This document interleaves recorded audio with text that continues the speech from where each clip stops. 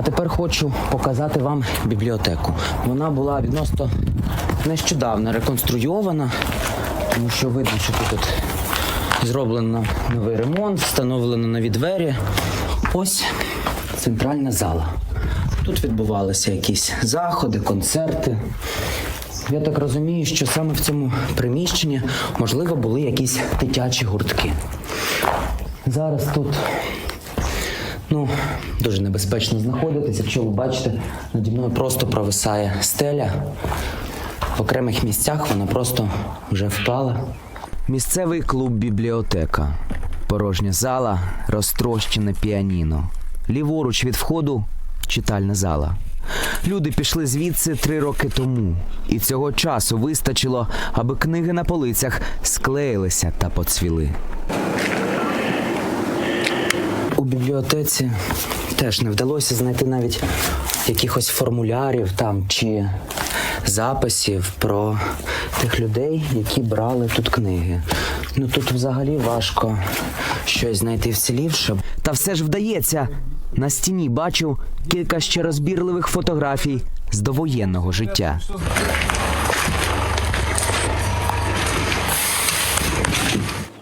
Так збереглися адміністративні будівлі у центрі села після боїв, що точилися у його межах. Житлова забудова, переважно приватні будинки, усі зруйновані. Та у селі є багатоквартирний будинок. Його частина вціліла після авіаудару. До війни в ньому проживало 8 родин. Це ось один з багатоквартирних будинків у селі Долина. Його росіяни накрили кабом. Це я дізнався з мережі інтернет. Ось чиясь квартира. Двері приблизно такі самі у мене вдома. Але знаєте, найжахливіше, що я зараз тут можу побачити, це ключі. Це боляче. Тут колись вирувало життя, але зараз отак виглядає квартира. Ходімо зі мною.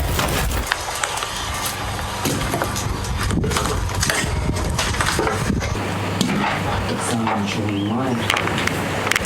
Всі речі розкидані. Ось тут був ноутбук, він розбитий. Книги, люстра. Фотографій не бачу. Не можу знайти нічого, щоб можна було зрозуміти, хто жив у цій квартирі.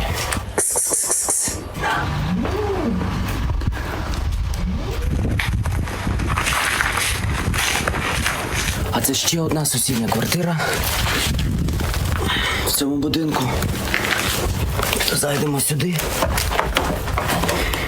Тут повністю впали плити.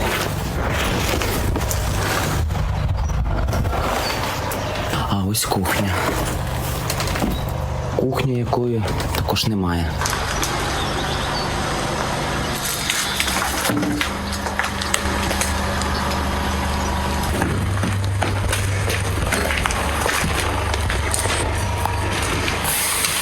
А от у сусідньому під'їзді зайти у квартири вдається зовсім без перешкод. Роблю все дуже обережно, аби нічого не порушити.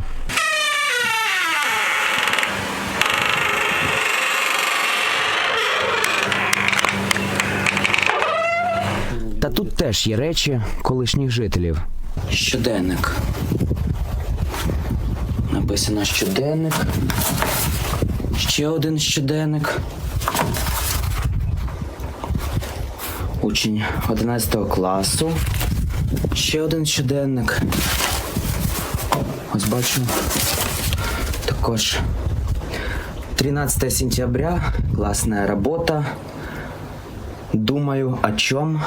О родине.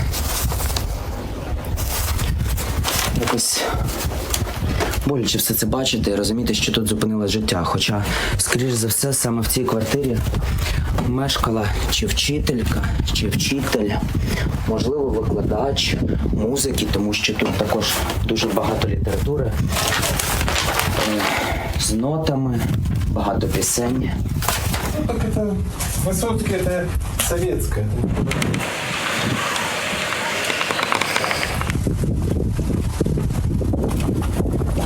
Дітей на Донеччині та Луганщині, бо сам пам'ятаю, це прекрасно. Викладачі вчили саме російською мовою, і вся ця пропаганда, вона тягнулася, мабуть, з початку незалежності України. І все це, мабуть, вибухнуло саме у 2014 році, коли Росія прийшла рятувати русскоговорящих.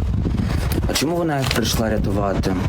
А тому що ось такі вірші. Изо всех земных чудес мне милее русский лес. И веселый, молодой, и задумчивый, седой, хоть в какое время года, хоть какую будь погоду, но особенно зимой.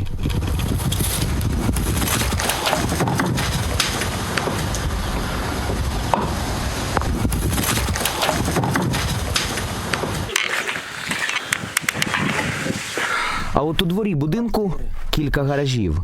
Всередині розібрані до корпусів цивільні автівки.